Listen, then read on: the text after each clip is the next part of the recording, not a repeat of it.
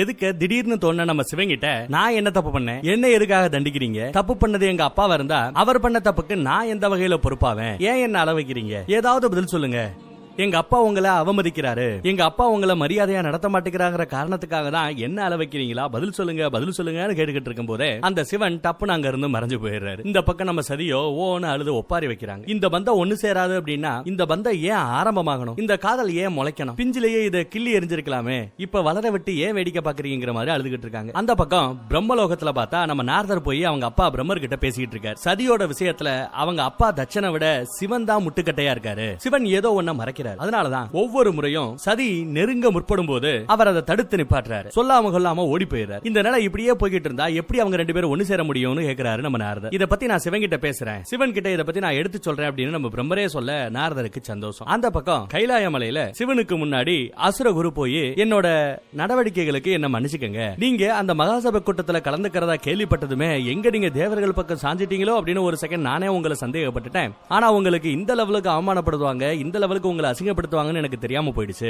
எப்பவுமே எங்களுக்கு நீங்க தான் கடவுள் அப்படிங்கிற மாதிரி சிவனை நோக்கி நம்ம அசுரகுரு கும்பிடுறாரு. ஒரு கால் ஏதாவது நீங்க இருக்கும்போது முன்ன பண்ண பேசணும்னா என்ன மன்னிச்சுக்கங்கன்னு வேற மன்னிப்பும் கேட்கிறாரு. அதுக்கு நம்ம சிவங்கிட்ட இருந்து வர்றது புன்னகை மட்டும்தான். சிரிக்கிறீங்களா, என் மீது உங்களுக்கு கோவம் இல்லையா அப்படின்னு நம்ம அசுரகுரு கேட்க, கோவமா உங்க மேலையா, அவங்களையே நாங்க எதுவும் சொல்லல, கோவப்படல, என் சார்பா பேசின ஒரே ஆளு நீ, ஓ மேல நான் கோவப்படுவனா அப்படின்னு கேட்கிறாரு நம்ம சிவன். இல்ல அன்னைக்கு தட்சனோட பொண்ணான சதிய கைப்பற்ற சொல்லி சிறை விடிக்க சொல்லி நான் தான் உத்தரவு போட்டேன். அதனாலதான் பனி புயல்ல வீசி அப்படியே அந்த பனி புயல் சதிதேவிய தூக்குறதுக்கான ஒரு முயற்சி நடந்தது. ஆனா நீங்க நடுவுல வந்து சதிதேவியை காப்பாத்தினீங்க, அதுலயே உங்களுக்கு கோபம் இருக்குமோ அப்படின்னு நினைச்சேன், என்ன மன்னிச்சுக்கங்க அப்படிங்கிறாரு நம்ம அசுரகுரு. நம்ம சிவனும் அந்த சம்பவத்தை நினைவு கூறுகிறார். தட்சனை பழி வாங்குறோம் சொல்லிவிட்டு அவங்க பொண்ணை தூக்கணும்னு நினைச்சது மடத்தனம், தட்ச உங்களை அசிங்கப்படுத்தும் போதுதான் எனக்கு அந்த தப்பே புரிஞ்சது அப்படின்னு அசுரகுரு மறுபடியும் மன்னிப்பு கேட்கிறார். உங்களை அசிங்கப்படுத்தின அந்த கணத்திலேயே எனக்கு பொறுமை இல்லாம போயிடுச்சு, என் ராணுவத்தை போருக்கு ஆல்மோஸ்ட் கூட்டிட்டு வந்துட்டேன், இருந்தாலும் கடைசி நிமிஷத்துல நீங்க சற்று பொறுங்கிறதுனாலதான் நான் பொறுத்துக்கிட்டேன், உங்களுக்கு நடந்த அந்த அவமானத்தை பார்த்து என்னாலேயே பொறுக்க முடியலையே, எப்படி உங்களால பொறுத்துக்க முடிஞ்சது அப்படின்னு கேட்கிறார். தட்சன் பண்ண தவறுக்கு கண்டிப்பா அவருக்கு தண்டனை கொடுக்கணும் அப்படின்னு சொல்றாரு.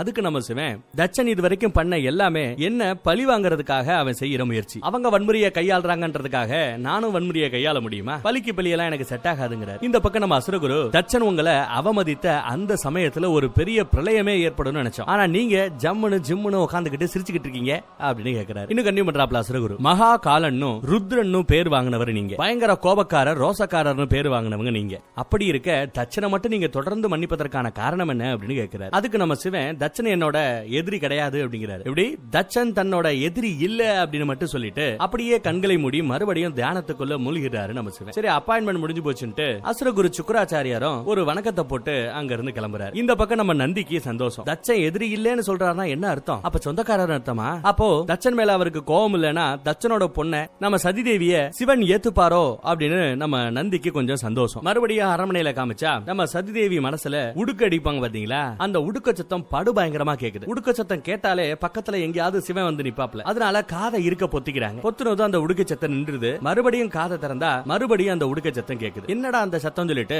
சத்தம் வந்த திசையை நோக்கி இவங்க போய் பாக்குறாங்க. எட்டி பார்த்தா அந்த பக்கம் தெருவுல சிவனடியார்கள் நிறைய பேரு உடுக்கை அடிச்சுக்கிட்டு பூஜை போட்டுக்கிட்டே அப்படியே தெருவுல நடந்து வராங்க. அப்படி அவங்க நடந்து வரும்போது அவங்களோட கழுத்துல கிடக்கிற அந்த ருத்ராட்ச மாலையை பாக்குறாங்க. அதை பார்த்தது இவங்களுக்கு அந்த பிளாஷ்பேக் ஞாபகம் வருது. சிவனோட ருத்ர மாலையில இருந்து ஒரே ஒரு ருத்ர கொட்டை மட்டும் அப்படியே உருண்டு வந்து கீழே விழுந்தது. அதை நம்ம சதிதேவி எபிசோடு 1ல எடுத்திருப்பாங்க. அதை அவங்க நினைவு கூர்றாங்க. அப்போ தனக்கான சந்தேகங்களுக்கு பதில் சொன்னது யாரு, நம்ம ததீசி குருநாதர். அதனால ததீசி கிட்டேயே போய் என்ன இதெல்லாம், ஏன் இதெல்லாம் நடக்குது, இது எல்லாத்தையும் தாண்டி எப்படி சிவனும் சதியும் ஒன்னு சேர்றது அப்படின்னு இந்த விஷயத்தெல்லாம் ததீசி கிட்ட கேட்டு தெரிஞ்சுக்கலாம், சிவன் சொல்ல மறுக்கிற காரணத்தை ததீசி கிட்ட கேட்டு தெரிஞ்சுக்கலாம் அப்படின்னு ஒரு முடிவுக்கு வந்து ததீசி இருக்கக்கூடிய அந்த மலையை நோக்கி சதிதேவி அப்படியே நடந்து போறாங்க. அந்த பக்கம் ததீசி பார்த்தா சிவலிங்கத்தை அப்படியே கும்பிட்டுக்கிட்டு இருக்காரு. மகத்துவமான ஏதோ ஒரு பெரிய விஷயம் நடக்க போகுது அப்படிங்கறத என் உள் மனசு சொல்லுது, அந்த தருணத்துக்காக காத்துக்கிட்டு இருக்கிறதா ததீசி வேற சொல்லிக்கிட்டு இருக்காரு. இந்த பக்கம் அரண்மனையிலேயே நம்ம சதிதேவி பயங்கர ஓட்டமா ஓடிக்கிட்டு இருக்காங்க. நேரா போய் ததீசியை பார்த்து தன்னோட சந்தேகத்தை தீர்த்துக்கணும் அப்படின்னு சொல்லிட்டு கங்கடம் கட்டி ஓடிக்கிட்டு இருக்காங்க. அந்த பக்கம் ததீசி திரும்பி பார்க்காமயே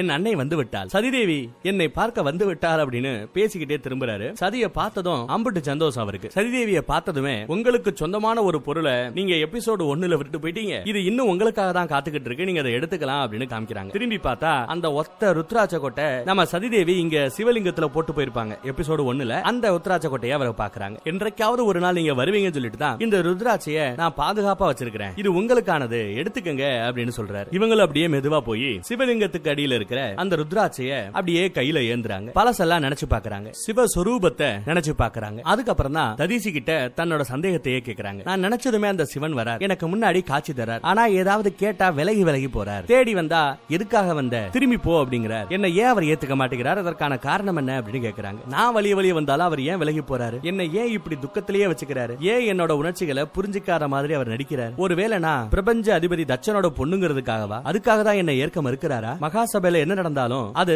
எங்களோட காதலை பாதிக்குமா அப்படின்னு கேக்குறாங்க. அவர் ஒரு யோகி அப்படிங்கிறது எனக்கு தெரியும், தெரிஞ்சுதான் நான் அவரை லவ் பண்றேன், அந்த சிவனை நான் காதலிக்கிறேன், இனி என்னால திரும்பி என்னோட மார்க்கத்துக்கு வர முடியாது, பழைய நிலைமைக்கு என்னால வரவே முடியாது, எனக்கு ஒரு வழி சொல்லுங்க அப்படின்னு கேக்குறாங்க. அதுக்கு நம்ம ததீசி உங்க கேள்விகளுக்கான பதில் உங்களுக்கு முன்னாடியே இருக்குன்னு சொல்லிட்டு எதுக்கு இருக்கிற அந்த சிவலிங்கத்தையே காட்டுறாரு. என்ன சொல்ல வர்றாரு நம்ம ததீசின்னு புரிஞ்சுக்க அந்த சிவலிங்கத்தை இவங்க அப்படியே கையில ஆசையோட அப்படியே தொட்டு அப்படியே கண்ண மூட அவங்களோட கனவுல மனுஷன் பாதி மனுஷி பாதி, ஆண் பாதி பெண் பாதின்னு ஒரு உருவம் வந்து ஒரு பரதநாட்டிய ஆட்டம் ஆடுச்சே, அந்த காட்சி இப்ப முன்னாடி வந்து போகுது. அந்த உருவம் என்ன, ஆண் பாதியாவும் பெண் பாதியாவும் ஒரு பயங்கர ஆட்டம் போட்டது. அந்த ரூபத்தை இவங்க இன்னும் அந்த இருளையே பாத்துக்கிட்டு இருக்காங்க. இப்போ அந்த இருளுக்கு மத்தியில இருந்து அப்படியே வெளிச்சம் முகத்துல மட்டும் அடிக்குது. அப்படியே பார்த்தா மிரண்டு போறாங்க. ஏன்னா அந்த உருவத்தில் ஒரு பாதி நம்ம சிவன், மறுபாதி நம்ம சதிதேவி தான். சிவன் பாதி சதி பாதின்னு ரெண்டு பேரும் சேர்ந்தாப்புல இருந்த அந்த உருவம் தான் அத இருள் விலகி இப்ப வெளிச்சத்துல பாக்குறாங்க. பார்த்ததும் அம்புட்டு சந்தோஷங்க, ஆனந்த கண்ணீரே வெடிக்கிறாங்க. சந்தோஷம் தாளல, பாத்துட்டேன் கேட்டுட்டேன், சிவனின் சரிபாதி நான் அப்படிங்கறத நான் இப்ப புரிஞ்சுக்கிறேன். என்னோட எல்லா கேள்விகளுக்கு விடை கிடைக்காவிட்டாலும் என் காதல் கைகூடும்ங்கிறத மட்டும் நான் இப்ப முழுசா நம்புறதா சொல்றாங்க. ஏன் ஒவ்வொரு தடவையும் நான் நினைச்சாலே அந்த மனுஷன் முன்னாடி வந்து நிக்கிறாரு அப்படிங்கறத இப்ப என்னால புரிஞ்சுக்க முடியுது.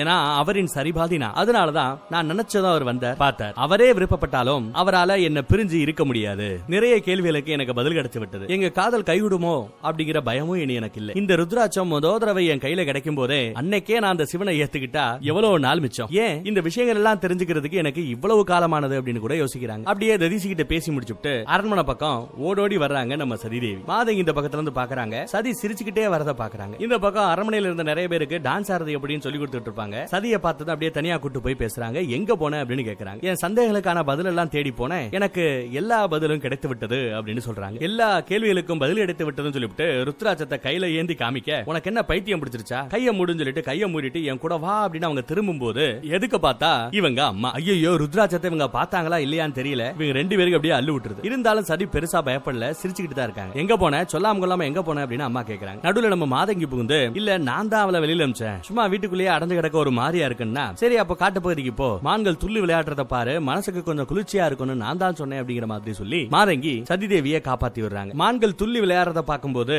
அதை அப்படியே நடனத்துல நம்மளால எடுத்துக்கொண்டு வர முடியும். மான்களோட துள்ளி விளையாடும் பாத்தீங்களா, அந்த விளையாட்டே ஒரு பாவனை தான், ஒரு நடன நாட்டியம் தான். மான் கராத்தே நம்ம கேள்விப்பட்டிருப்போம்ல, அந்த மாதிரி இது மான் டான்ஸ் ஆடுறதை எப்படின்னு சொல்லி மானை பார்த்து கத்துக்கிறதுக்காக மாதங்கி அனுப்பி வச்சதா சொல்லி எப்படியா அம்மா கிட்ட இருந்து காப்பாத்தி தரதரன்னு இழுத்துட்டு போறாங்க. அந்த பக்கம் கைலாய மலையில மறுபடியும் நம்ம சிவனை காமிக்கிறாங்க. இன்னும் தியானத்துல தான் இருக்காப்ல மனுஷன். பிரம்மர் சொன்ன மாதிரியே பிரம்மலோகத்துல இருந்து கைலாய மலைக்கு வந்து சிவன் முன்னாடி ஆஜராறாரு. ஒரு வணக்கம் வைக்கிறார். சிவா அப்படின்னு கூட்டதுமே கண்ணை திறக்கிறார். இவர் என் புள்ள தட்சனோட செய்கைக்காக நான் மன்னிப்பு கேட்டுக்கிறேன்னு கேட்கிறார். தான் என்ன செய்யறோங்கிறது தெரியாத ஒரு முட்டா பைய அப்படின்னு திட்டுறாரு புள்ளைய. ஆனா ஒண்ணு மட்டும் நிச்சயம், அவன் அசிங்கப்படுத்தினது உங்களை மட்டும் இல்ல என்னையும் சேர்த்து தான். தட்சனை நீங்க மனம் வந்து மன்னிக்கிற வரை நானும் அவனை ஒரு அப்பனா கூட நான் மன்னிக்க போறது இல்ல, அந்த பிரம்மதேவராவ கூட அவனை நான் மன்னிக்க போறது இல்ல, நீங்க மன்னிக்கும் வர நான் மன்னிக்க மாட்டேன் அப்படிங்கிறாரு பிரம்மதேவர். இருந்தாலும் ஒரே ஒரு வேண்டுகோள் அப்படிங்கிறார், என் புள்ள என்ன தப்பு பண்ணாலும் அதற்கான தண்டனைய அவனோட பொண்ணு என் பேத்தி சதிதேவிக்கு மட்டும் நீங்க கொடுத்துறாதீங்க, அப்பா பண்ண தப்புக்கு புள்ளைய தண்டிச்சிடாதீங்க அப்படின்னு பிரம்மதேவரே வந்து கேட்கிறார். பல கோடி வருஷத்துக்கு முன்னாடி உங்களுக்கு ஞாபகம் இருக்கான்னு தெரியல, நான் நினைவு கூறுகிறேன். பல கோடி வருடங்களுக்கு முன்பு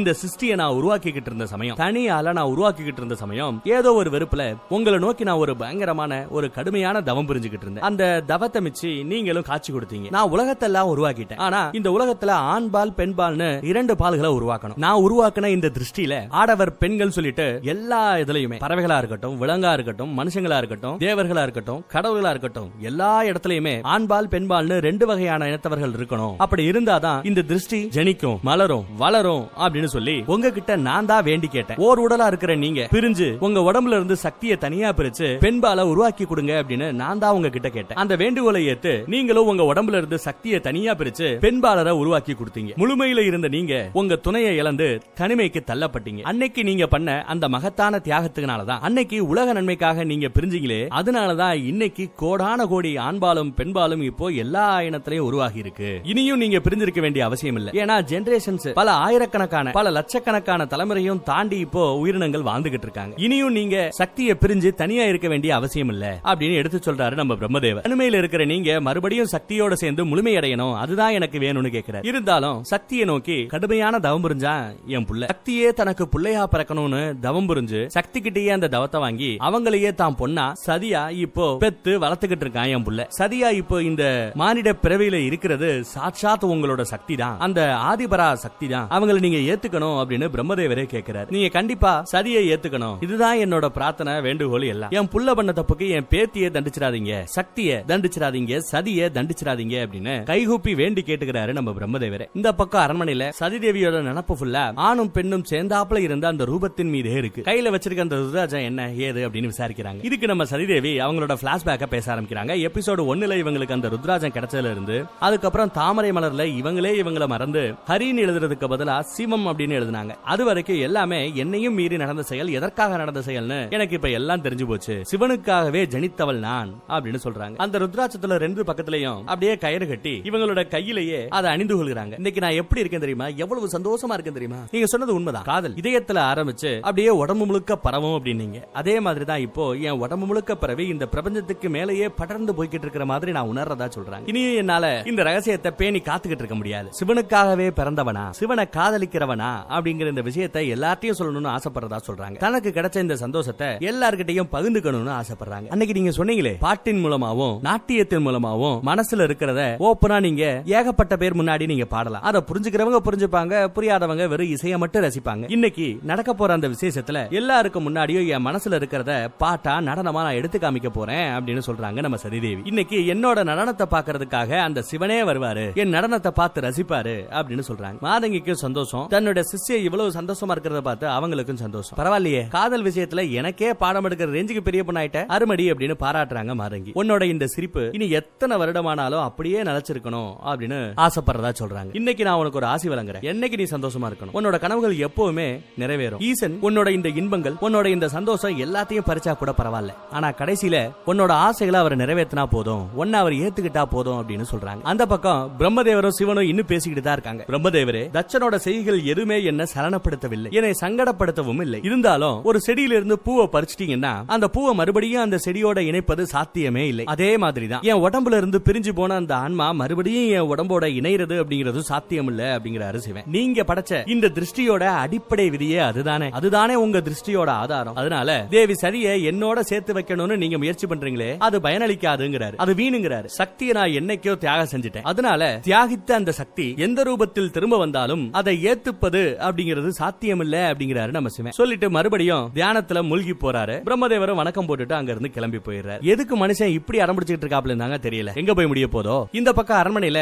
மாதங்கியும் நம்ம சதிதேவியும் பேசிட்டு சதி அப்படியே அங்க இருந்து கிளம்பி போறாங்க. அப்படி போகும்போது பார்த்தா இவங்க பேசிக்கிட்டு இருந்தது யாரோ ஒட்டி கேட்கிற மாதிரி இருந்திருக்குங்க. யாரோ ஒட்டி கேட்ட அந்த நிழல் அப்படியே இவங்களை நோக்கி வருது, நம்ம மாதங்கியை நோக்கி வருது. யாரா அந்த மேட்டர் எல்லாம் கேட்டா அப்படின்னு பார்த்தா சாமா ஷாக்கு. நம்ம சதியை பெத்த அவங்க தாய், நம்ம சதியோட அம்மா தான் இந்த மேட்டர் எல்லாத்தையும் அப்படியே கேட்டிருக்காங்க. எல்லா மேட்டரையும் ஒட்டு கேட்டுட்டு அப்படியே பயங்கர கோவத்தோட நம்ம மாதங்கியை நோக்கி வராங்க. மாதங்கி மாட்டிக்கிட்டா இவங்க பொண்ணு லவ் பண்ற மேட்டர் இப்ப இவங்களுக்கு தெரிஞ்சு போச்சு. அடுத்து என்ன ஆகும் நெக்ஸ்ட் எபிசோட்.